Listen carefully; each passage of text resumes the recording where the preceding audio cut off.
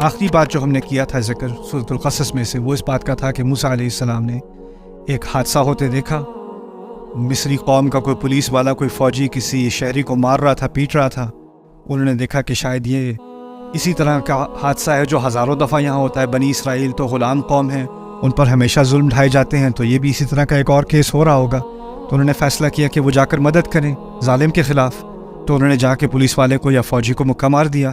فقضى علیہ، اللہ تعالیٰ بتاتے ہیں کہ وہیں اس کی موت ہو گئی. اور اسی وقت موسیٰ علیہ السلام کو اس بات کا خیال آیا کہ یہ جلد بازی شیطان کا عمل تھا. فوراً الفاظ ان کے منہ سے یہ نکلے ہیں، قال هذا من عمل الشیطان. انہوں نے کہا یہ شیطان کے عمل میں سے ہے. انه عدو مضل مبین، کہ وہ دشمن ہے اور وہ گمراہ کرتا ہے. یہاں گمراہی کے لفظ پہ ہم نے پچھلی دفعہ زیادہ بات نہیں کی تھی، آج یہاں سے شروع کریں گے. اصل میں انسان کی نیت اچھی ہو اور وہ کوئی ظلم ہوتے دیکھے، کوئی ناانصافی ہوتے دیکھے، تو انسان کی فطرت میں ہے کہ وہ اس کے خلاف کوئی اقدام کرے، کچھ کرنے کی کوشش کرے. بڑی مشہور ہے حدیث رسول پاک صلی اللہ علیہ وسلم، من رآ منکم منکرا، تم میں سے کوئی خراب چیز کوئی دیکھے، فلیغیرہ بیدہ، تو ہاتھ سے بدلے. فمن لم یستطع فبلسانہ، اگر نہ کر سکے تو کم از کم زبان سے تو کرے. ومن لم یستطع فبقلبہ، اور نہ کر سکے تو کم از کم دل میں تو اس کو بری لگے. وذالک اضعف الایمان، وہ ایمان کی سب سے کمزور حالت ہے. تو یہ تو ہم سب کو معلوم ہے کہ اگر کوئی برا ہو رہا ہے اور آپ بس کھڑے تماشا دیکھ رہے ہو تو یہ ایمان کے خلاف ہے. اگر آپ میں صلاحیت ہے تو اس کو روکنے کی کوشش کرو، اور اگر ایسی صلاحیت نہیں تو کم از کم اس کے خلاف بول تو دو. ایسا مت کرو، کچھ پکار تو دو. اور اتنی بھی نہیں ہے تو کم از کم دل میں تو تکلیف ہونی چاہیے. یعنی آپ چل رہے ہو، گاڑی چلا رہے ہو، کچھ خراب چیز ہوتے دیکھ رہے ہو اور آپ کے دل پہ کچھ اثر بھی نہیں ہوا، آپ چلتے چلاتے گئے، وہ کم از کم ایمان کی نشانی بھی نہیں ہے اس انسان کے اندر، جس کو حس فکر ہی نہ ہو، اس کو خیال تک نہ آئے. ایک تو ہے نا کہ روک کے گاڑی اس کے بچے کی مدد کرنے کی کوشش کرے یا کچھ ہیلپ کرنے کی کوشش کرے. ایک ہے کم از کم کھڑکی نیچے کر کے کچھ کہہ تو دو. نہیں کرو بھائی، ایسا کیا کر رہے ہو، کم از کم زبان سے. لیکن اگر اس میں سے کچھ بھی نہیں ہے اور احساس تک نہیں ہے تو وہ پھر ایمان کا نہ ہونے کے برابر ہے وہ چیز. تو جو موسیٰ علیہ السلام نے کیا وہ تو اصل میں ایمان کا تقاضا ہے. ان کے ہاتھ میں صلاحیت تھی، انہوں نے ایک غلط کام ہوتے دیکھا اور انہوں نے ایک کام کیا. تو اس میں ھذا من عمل الشیطان کس طرح ہے اور شیطان گمراہ کرنے والا کیسے ہے. اصل میں اللہ تعالیٰ نے ایک اور مقام پر ہمیں ایک حقیقت بتائی ہے، وَلَا تَقْفُ مَا لَيْسَ لَكَ بِهِ عِلْم، کہ جس چیز کا پورا علم نہ ہو اس کا پیچھا مت کیا کرو. جس چیز کا پورا یعنی علم نہ ہو تو اس کے پیچھے مت جایا کرو. ایک اور مقام پر اس کا اس سے کچھ تعلق بھی ہے یوسف علیہ السلام کے قصے میں جانے سے پہلے اگر میں آپ سے کہوں کہ کسی کے خلاف یا جھوٹا ثبوت لگا کر اس کو جیل میں بھجوا دیا گیا، کسی کے خلاف جھوٹا ثبوت اور پھر غلط الزام لگایا جان بوجھ کر اور وہ جیل میں ڈال دیا گیا. ہم میں سے کوئی بھی کہے گا کہ اگر ایسا کچھ ہوا ہے تو ناانصافی ہے، اس کے ساتھ زیادتی کی گئی ہے. یوسف علیہ السلام نے سورہ یوسف میں جھوٹا الزام لگوایا اپنے بھائی پر اور اس کی وجہ سے ان کو گرفتار کیا گیا اور ان کو رکھ لیا گیا. اگر میں آپ کو یہ نہ بتاتا کہ یوسف علیہ السلام کا عمل تھا تو آپ کو خود سے یہ خیال آتا کہ یہ بہت غلط بات ہے، ایسا نہیں ہونا چاہیے. اللہ تعالیٰ نے اس کے بیک گراؤنڈ میں، اس کے پیچھے کیا اصل میں ہو رہا تھا وہ ہمیں سمجھایا اور کہا ما کان لیوسف ان یأخذ اخاہ فی دین الملک. یوسف علیہ السلام کے لیے ممکن نہیں تھا کہ وہ اپنے بھائی کو اپنے پاس رکھ لیتے جو بادشاہ ہے اس کے قانون کے تحت. یعنی ان کی کوئی امیگریشن پالیسی تھی یا ان کی کوئی ریزیڈنس پالیسی تھی، اگر آپ وزٹر بن کے آئے ہوئے ہو تو آپ وہاں نہیں رہ سکتے، اور ان کو معلوم تھا کہ میں نے ہر حال میں اپنے بھائی کو اپنے پاس رکھنا ہے. تو انہوں نے اس تدبیر کا استعمال کیا، اور اس تدبیر کو ہم کہتے ہیں کہ یہ یوسف علیہ السلام کی تدبیر تھی. لیکن اس سے اوپر بھی اللہ تعالیٰ نے کہہ دیا کذالک کدنا لیوسف، ہم نے یہ تدبیر کی یوسف کے لیے. یعنی اللہ تعالیٰ نے اپنے اوپر اس تدبیر کو منسوب کر لیا. یہاں میں اس بات کا حوالہ اس لیے دے رہا ہوں کہ کبھی کبھار آپ کو بظاہر لگتا ہے کہ یہ چیز غلط ہے، لیکن آپ کو پورا قصہ نہیں معلوم، آپ کو جس 5% نظر آ رہا ہے. اس کی ایک تصویر ذہن میں سمجھ لیں. فرض کریں کوئی معلوم کرنا چاہ رہا ہے کہ اس کمرے کے اندر کیا ہو رہا ہے، ٹھیک ہے، یا آپ کسی کمرے میں آپ جاننا چاہتے ہیں اندر کیا ہو رہا ہے. تو جو چابی کا سوراخ ہے نا، اس میں سے آنکھ ڈال کے انسان دیکھنے کی کوشش کرے کہ اندر ہو کیا رہا ہے. اس کو کچھ نہ کچھ تو نظر آ جائے گا. اگر اس کو جو کچھ نظر آیا اس کی بنیاد پہ وہ گمان کرے کہ مجھے پوری حقیقت اس کمرے کی سمجھ میں آ گئی اور جو اشخاص ہیں اس کے اندر وہ سب سمجھ میں آ گیا، تو وہ اس کی غلطی ہے نا. اتنی سی معلومات کی بنیاد پر اگر وہ پورا فیصلہ کر لے تو اس نے جلد بازی کی ہے. تو یہی بات کہی جا رہی ہے، سمجھائی جا رہی ہے کہ ہم کبھی ہوتا کیا ہے کہ ہم کسی چیز کے بارے میں سنتے ہیں، جو کچھ آپ سنتے ہیں کسی اور کے بارے میں، آپ کو 1% معلومات ہے، اتنی سی معلومات ہیں آپ کے پاس، اس کی بنیاد پہ آپ کہیں یہ تو بہت بری بات ہے، یہ تو بہت اچھا ہوا، آپ نے فوراً فیصلہ کر دیا۔ اس فیصلے میں جلد بازی کبھی کوئی عمل سے کرتا ہے، کوئی اپنی زبان سے کرتا ہے، کوئی اپنے دل سے کرتا ہے، لیکن معلومات نہ ہونے سے پہلے اگر انسان فوراً فیصلہ کر لے تو وہ اس کی غلطی ہے، وہ اصل میں اس کی غلطی ہے۔ اچھا، اب ہوا یہ کہ موسیٰ علیہ السلام کو اس بات کا اندازہ ہو گیا کہ نیت اچھی پھر بھی ہو لیکن معلومات پوری نہ ہو تو فیصلہ کرنا اور فیصلے میں جلد بازی کرنا یہی شیطان کے ہیلوں میں سے ایک ہیلا ہے، اس کی ایک تدبیر ہے انسان کو برباد کرنے میں۔ تو ان کو اس بات کا احساس ہوا اس کم عمری میں بھی کہ اس طرح جذبات سے کھیلا جاتا ہے، شیطان ان سے کھیلتا ہے اچھی نیت کو برے کام کے لیے استعمال کرنے میں۔ ھذا من عمل الشیطان، اسی طرح وہ گمراہ کرتا ہے، انہ عدو مضل مبین۔ تو اب گمراہی کا ایک نیا پہلو ہمیں سمجھ آ گیا کہ معلومات پوری نہ ہوں اور فیصلہ کرنے میں جلد بازی کرنی ہو تو وہ بھی گمراہی کی ایک شکل ہے، وہ بھی شیطان کے ہتھیاروں میں سے ایک ہتھیار۔ اس کے بعد کہتے ہیں ربی انی ظلمت نفسی فاغفر لی، وہاں تک بات ہوئی تھی ہماری پچھلی دفعہ۔ میرے رب اس میں کوئی شک نہیں کہ میں نے ہی اپنے نفس پر ظلم کیا ہے، اب میں نے اپنے نفس پر ظلم کیا ہے۔ اچھا ٹھیک ہے، یہ الفاظ اصل میں ایک طرح سے سمجھ لیں ان کی گونج جو ہے وہ شروع ہوتی ہے آدم علیہ السلام کے الفاظ سے، ربنا ظلمنا انفسنا، وہ انہی الفاظ کی طرح کی یہ الفاظ ہیں، ہم نے اپنے اوپر ظلم کیا۔ یہاں انہوں نے غلطی کی ہے، ٹھیک ہے، غلطی کسی اور انسان کے خلاف ہے، وہ مرا ہے، اس کا قتل ہوا ہے، لیکن پہلا جرم انسان کا کسی اور کے خلاف نہیں ہوتا، اپنے خلاف ہوتا ہے۔ اسی طرح کی مثال ایک اور جگہ اللہ تعالیٰ دیتے ہیں کہ جب عائشہ رضی اللہ تعالیٰ عنہ کے بارے میں طرح طرح کی باتیں کی گئی تھیں اور لوگوں نے کچھ باتوں کو سنا، کچھ اس سے متاثر بھی ہوئے، کچھ نے کہا کیا کتنی بری بات ہے کہ لوگ ایسی باتیں کر رہے ہیں، کچھ کے ذہن میں برا گمان بھی آ گیا، اس کے بارے میں اللہ تعالیٰ نے کہا لولا اذ سمعتموه ظن المؤمنون والمؤمنات بانفسهم خیرا، کہ جب تم نے وہ بات سنی تھی تو تمہیں اپنے بارے میں بہتر گمان کیوں نہ ہوا۔ اللہ تعالیٰ نے یہ سوال پوچھا، یہ نہیں کہا ان کے بارے میں بہتر گمان کیوں نہیں کیا، کہا اپنے بارے میں بہتر گمان کیوں نہیں کیا۔ یعنی اصل میں جو گناہ میں کرتا ہوں یا آپ کرتے ہیں، اگر کسی کے خلاف بھی کر رہے ہیں تو اس کے خلاف تو آپ نے جرم کیا ہے، لیکن اس سے پہلے آپ نے اپنے نفس کے اوپر ظلم کیا ہے، اس کا پہلے اعتراف کرنا پڑے گا، میں نے اپنے ساتھ زیادتی کی ہے۔ اللہ نے میرے اندر ایک نور ڈالا ہے، میرے اندر ایک روح ڈالی ہے، ایک ہدایت ڈالی ہے، اور میں نے اس کو زخمی کیا ہے، اس نور کو میں نے کم کیا ہے۔ تو ربی انی ظلمت نفسی، میں نے تو اپنے اوپر ظلم کیا، میں نے اپنے اوپر زیادتی کی، فاغفر لی، تو مجھے معاف کر دیجئے۔ اب یہاں پر سوچنے کی بات یہ ہے کہ موسیٰ علیہ السلام، اس وقت میں یاد دہانی کے لیے آپ کو بتا رہا ہوں کہ ان کو جو نبوت اور رسالت کا جو منصب ان کو ملا تھا، وہ مصر سے جانے کے بعد، شادی ہونے کے بعد، بچے ان کے ہو چکے تھے، ان کو جا کے وہ آگ نظر آئی ہے پہاڑی کے اوپر جو صرف انہی کو نظر آئی ہے، وہاں جاتے ہیں تو اللہ تعالیٰ ان سے ہم کلام ہوتے ہیں، اس عمر میں جا کے وہ رسول بنے ہیں جب اللہ تعالیٰ نے انہیں چنا ہے۔ وَأَنَا اخْتَرْتُكَ فَاسْتَمِعْ لِمَا يُوحَىٰ إِنَّنِي أَنَا اللَّهُ، وہ کلام جو سورۃ طٰہٰ میں بھی ہے، قصص میں بھی ہے اور مقامات پر بھی ہے۔ لیکن ابھی یہ نوجوان آدمی ہیں، ابھی یہ رسول نہیں بنے، نہ یہ ابھی نہیں نبی ہیں۔ اس کا مطلب کیا ہے کہ ان پر ابھی وحی نہیں آ رہی، ان کا یہ قصہ نبوت سے پہلے کا قصہ ہے۔ اس بات کو یاد رکھنا بہت اہم ہے اس واقعے کو سمجھنے کے لیے۔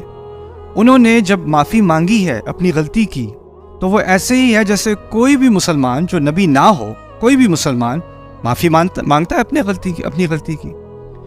عام مسلمان میں اور نبی میں کیا فرق ہے کہ نبی سے اللہ تعالیٰ ہم کلام ہوتے ہیں، نبی کو غیب سے خبر آ جاتی ہے، نبی کو معلوم ہو جاتا ہے کیا کرنا ہے کیا نہیں کرنا، اس کو براہ راست کمیونیکیشن ملتی ہے۔ میں جب اللہ تعالیٰ سے دعا کرتا ہوں کہ مجھے معاف کر دے میرا رب، مجھے کوئی براہ راست کمیونیکیشن نہیں آ رہی کہ میں معاف ہو گیا یا نہیں ہوا، مجھے کوئی ضمانت نہیں آ رہی۔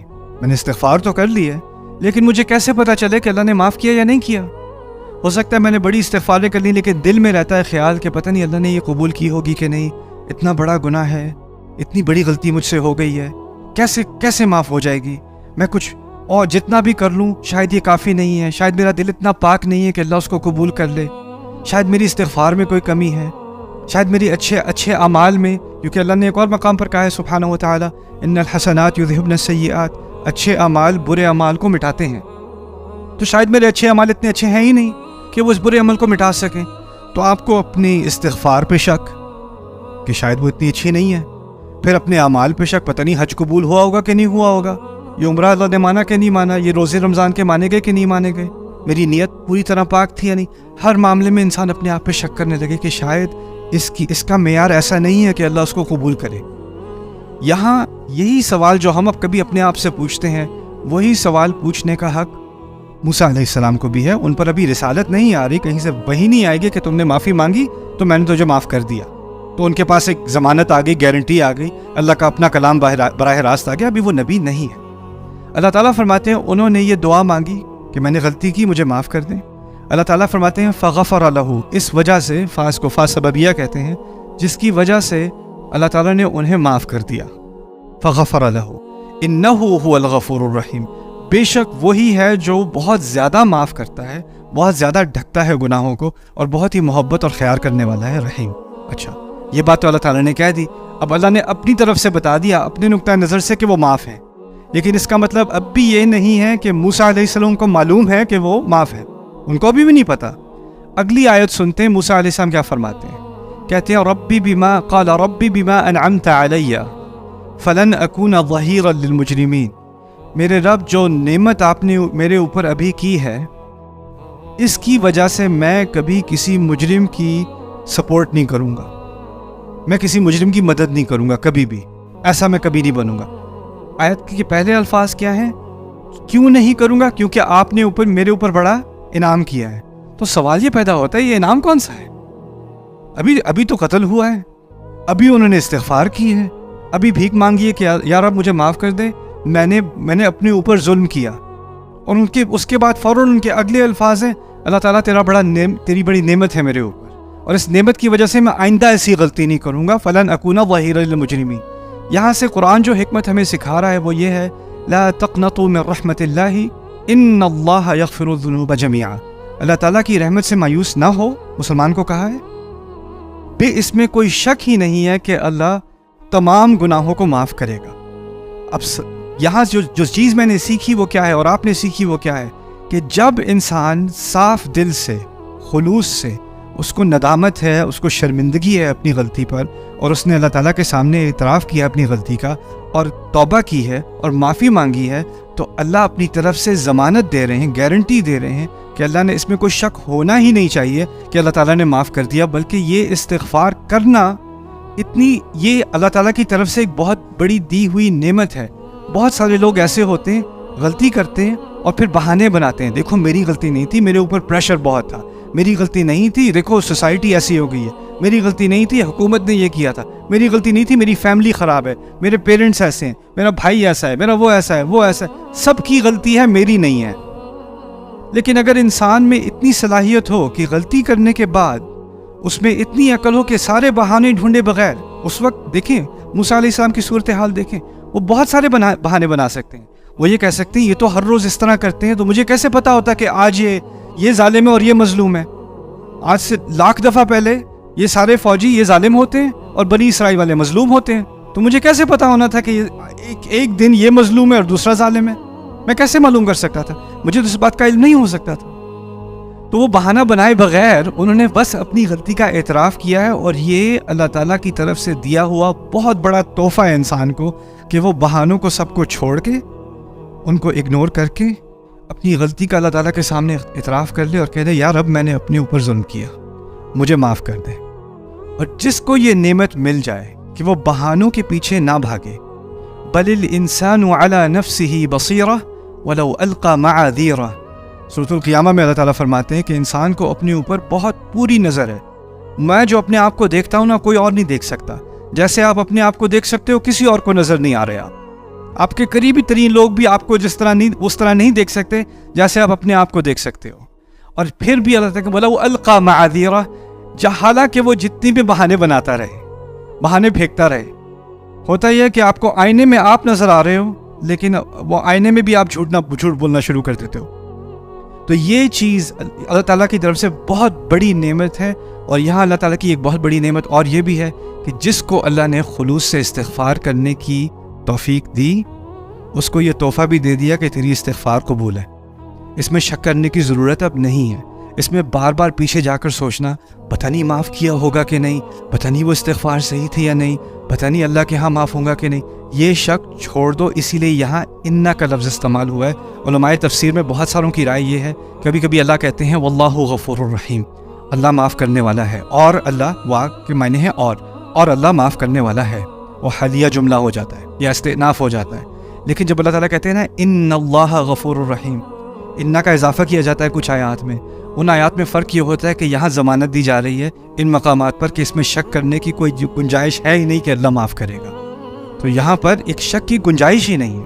آپ کو یہ انگزائٹی، یہ پریشانی اپنے اوپر لینے کی کوئی ضرورت ہی نہیں ہے، پتہ نہیں معاف ہوا کہ نہیں ہوا۔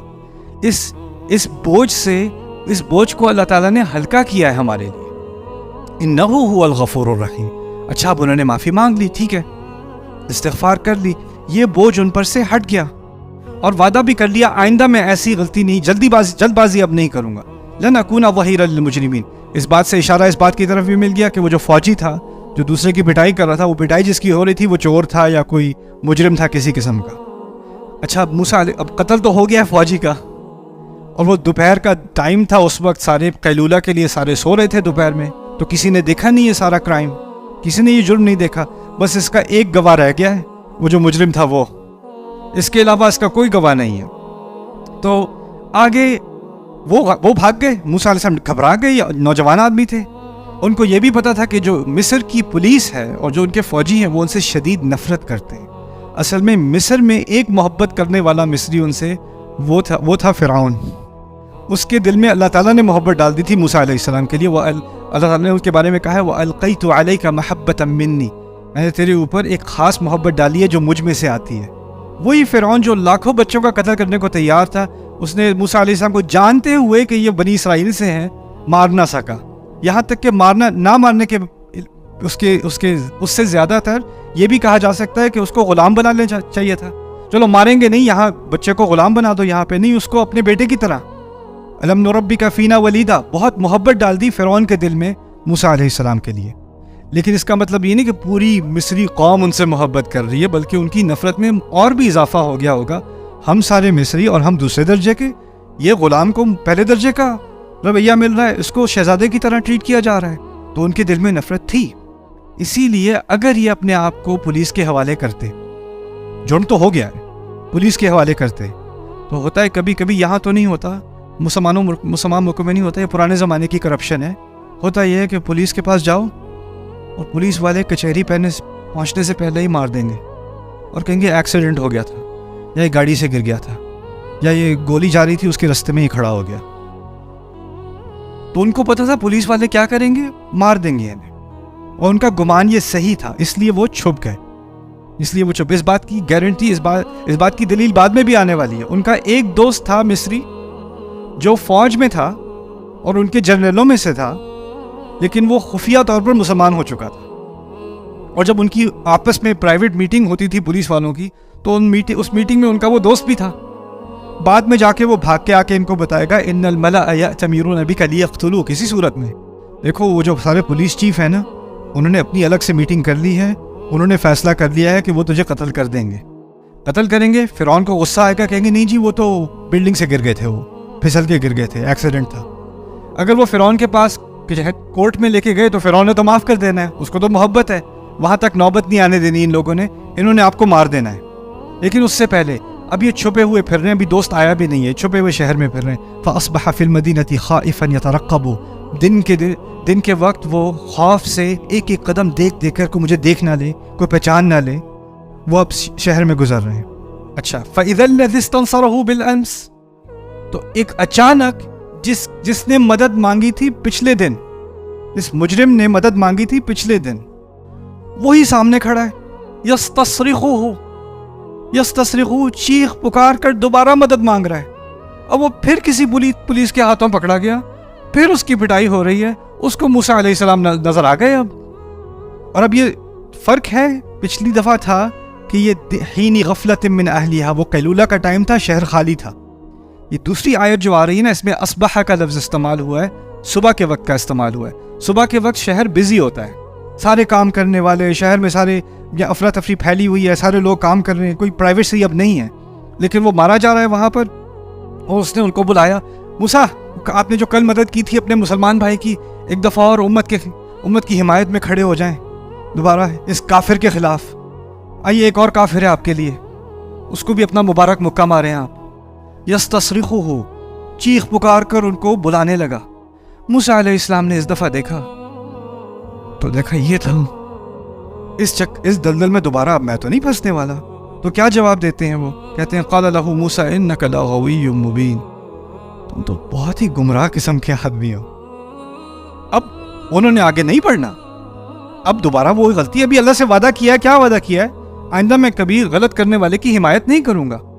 اگلی آیت میں آتا ہے فلما, اس آیت پہ اختتام کریں گے اس خطبے کا. فلما بالآخر, اصل میں جو بعد میں بات ہو اذ اور حینا, لما میں تراخی ہوتی ہے, تراخی کے بعد ان کا لفظ آیا فلما ان ارادہ. اس ان کو بھی زائدہ کہا جاتا ہے, عام طور پہ کہتے ہیں فلما ارادہ, لیکن یہاں ہے فلما ان ارادہ لزیادت التراخی, یعنی بہت عرصے کے بعد موسیٰ علیہ السلام سوچ رہے میں کیا کروں.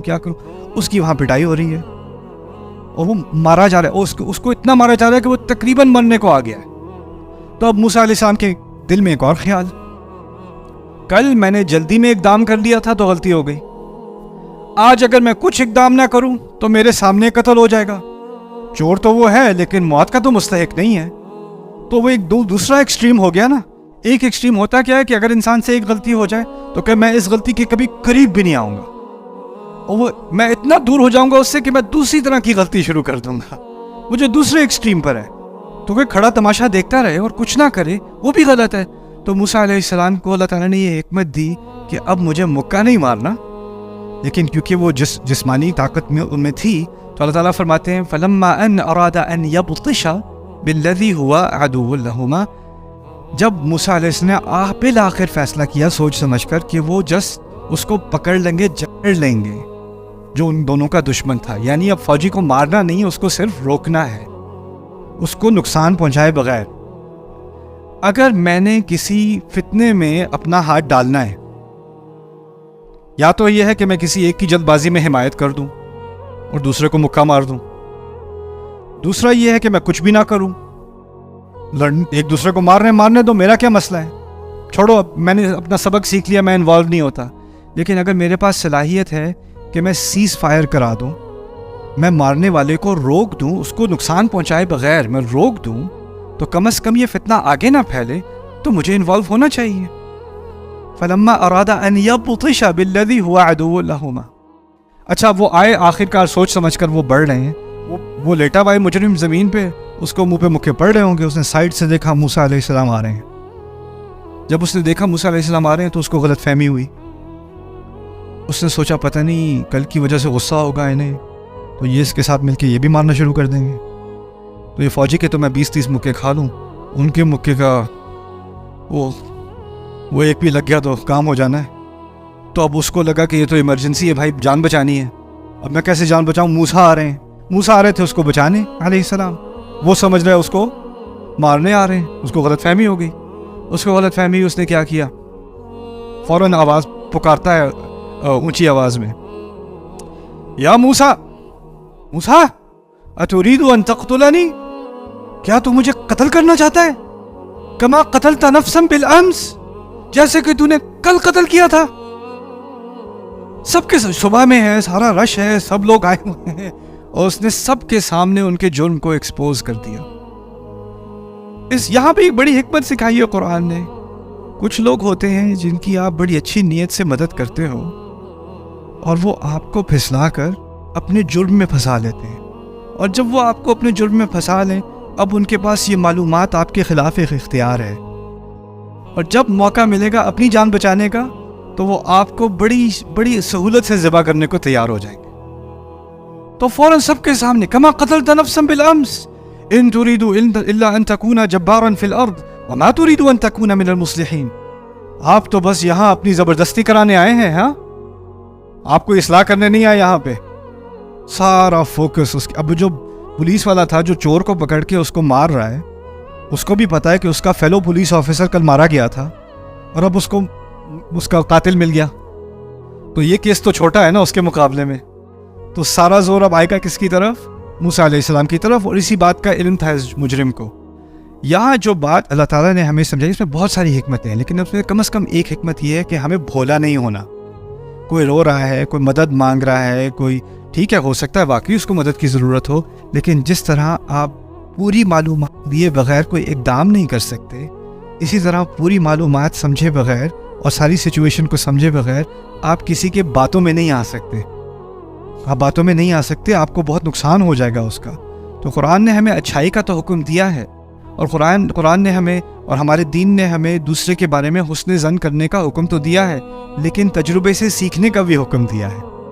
اس کا تجربہ ہو چکا ہو اس کو بھولا نہیں ہونا. پھر نہیں آپ کو نیت پہ شک نہیں کرنا چاہیے، نیت پہ شک نہیں کر رہا، میں اپنی عقل پر اعتماد کر رہا ہوں اور اپنے تجربے پر اللہ تعالیٰ نے جو تجربہ سکھا دیا ہے اس پر اعتماد کر رہا ہوں. تو اللہ تعالیٰ میں اس قرآن میں جو قصے ہیں، اس میں جو حکمتیں ہیں، ان کو اپنی زندگی میں لانے کی توفیق دے. اور ہمیں خاص کر جو میں پہلی بات کر رہا تھا، درمیان میں جو بات کی اس خطبے میں میں نے آپ سے کیونکہ یہاں پاکستان میں بہت نوٹ کی ہے، لوگ بہت کہتے ہیں کہ میں نے استغفار کیا لیکن پتہ نہیں اللہ مانگے گا، معاف کرے گا کہ نہیں. کیسے پتہ چلے کہ اللہ نے معاف کر دیا؟ اس کی کوئی علامت ہے کہ اللہ تعالیٰ نے، اس کی کوئی خفیہ علامت نہیں ہے. کوئی خواب میں نہیں آئے گا آپ کو، کوئی طوطا نظر نہیں آنے والا آپ کو، نہ کوئی بارش ہوگی ایک دن تو پتہ چل جائے گا کہ آپ معاف ہو گئے، یا جس صبح آپ کو اٹھیں گے اور پھر آپ کو خاص قسم کے بادل نظر آئیں گے. ایسی کوئی علامت نہیں آنے والی آپ کے لیے، ایسا کچھ نہیں ہونے والا. لیکن اللہ تعالیٰ نے قرآن میں یہ مسئلہ حل کر دیا ہے ہمارے لیے. جس نے اخلاص سے، اچھے دل سے اللہ تعالیٰ سے مغفرت مانگی، اس نے اتنا بڑا جرم تو کیا نہیں ہوگا جیسا موسیٰ علیہ السلام سے ہو گیا. تو آپ کے گناہ کی جو بھی اس کا سائز ہے، اس سے کوئی فرق نہیں پڑتا، اس کی جتنی بھی مقدار ہے اس سے فرق نہیں پڑتا. فرق صرف ایک بات سے پڑتا ہے کہ آپ نے واقعی میں توبہ کی ہے کہ نہیں. اگر واقعی میں توبہ کی ہے تو تسلی کر لیں کہ اللہ تعالیٰ نے معاف کر دیا، اور اب آگے کی سوچیں کہ آگے اچھا کیا کرنا ہے. اس کے بارے میں بار بار سوچنے کے بجائے روز اسی غلطی کا خیال. یہ آخری بات یاد رکھ لینا، انسان معاف نہیں کرتا، اللہ معاف کر دیتا ہے. انسان آپ کی غلطی کو آپ کو بار بار یاد دلاتا ہے. مجھے پتہ ہے تم نے کیا کیا تھا، یاد ہے تم نے کیا کیا تھا، یاد ہے تم نے کیا کہا تھا، یاد ہے. وہ روز ذکر کراتا ہے آپ کو، یہاں تک کہ انسان کو یہ احساس ہوتا ہے کہ میں تو انسان ہی نہیں ہوں، میں بس اسی غلطی کا ایک انبار کھڑا ہوا ہوں، میرے وجود میں اس غلطی کے علاوہ کچھ ہے ہی نہیں، کیونکہ اس دوسرے انسان کو میری غلطی کے علاوہ کچھ نظر ہی نہیں آتا. میرا رب غلطی کو نہیں دیکھتا، دل کو دیکھتا ہے، اور دل کو دیکھنے کی صلاحیت دوسرے انسان کو نہیں دی. لیکن لوگ کبھی جرت کر کے ایسی باتیں بھی کر دیتے ہیں نا کہ اللہ تمہیں کبھی معاف نہیں کرے گا، یا میں اللہ سے کہوں گا تمہیں کبھی معاف نہ کرے، یا میں قیامت کے دن اللہ سے تمہاری شکایت کروں گا، دیکھنا تم جتنی بھی معافیاں مانگنا کافی نہیں ہے. لوگ اپنی طرف سے یہ لائنیں مارتے رہیں، ان کے الفاظ کی حیثیت اتنی ہے، اللہ کا کلام اونچا ہے. جب اللہ نے ضمانت دے دی تو آپ کو لوگوں کے الفاظ کی وجہ سے اپنے دل پہ باتیں نہیں لینی چاہیے. اسی لیے کہا اللہ تعالیٰ نے وَكَلِمَةُ اللَّهِ هِيَ الْعُلْيَا، اللہ کا کلام سب سے اونچا ہے. جب اللہ نے کوئی بات کہہ دی تو اس کی ٹکر میں کسی کے کامنٹ یا کسی کا تانا یا کسی کا الزام یا کسی کی طرف سے وہ بڑی ضمانت دے کے کہہ رہے ہیں اللہ آپ سے پوچھے گا. آپ کو کس نے کہا اللہ آپ سے پوچھے گا؟ آپ کو کہاں سے یہ علم ملا؟ یہ تو وَمَا كَانَ اللَّهُ لِيُطْلِعَكُمْ عَلَى الْغَيْبِ، اللہ تمہیں کوئی غیب کی خبر دینے والا نہیں ہے. اللہ نے تمہیں اور مجھے کوئی خبر نہیں بتائی کہ کس کا کیا حساب ہونا ہے قیامت کے دن اور کون بولے گا.